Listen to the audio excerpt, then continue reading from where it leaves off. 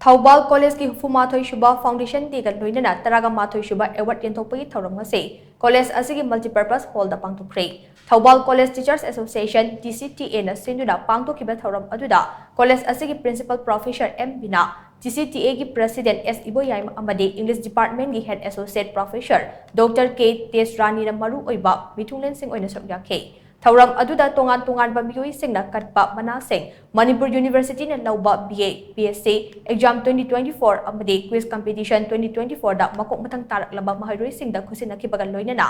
NSS certificate singsu yenthokhe Thouram aduga mari lainana Professor M Bina Debina hai mahairoi khudingmak hotpu honarabade ngase lanthokliba mana ase mahairoi pumnamakna fangba yai mahairoi khudingmakna punsida mai paktriba fawba honaba leploidabani haibu wakalon ase kaidonungda kawroidabani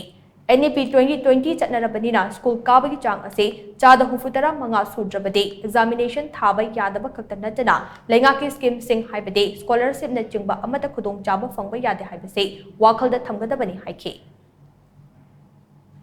na koi matamuna makta na koi study da thawai yauna mai onsen view aduga loinana NEP 2020 chatnaba hokhabanina 2022 23 batch tagi hona NEP 2020 season na bahokhrabani na nakoi attendance asi am important over factor ama oire hokhiba July gi tang 19 da akoi ikai khumnazaraba sir higher and technical education gi commissioner na office memorandum ama su thopi khrabani memorandum sida pallibasi nakoi na 75% attendance yaudagani nakoi pekhai form fill up toba yadaba loina na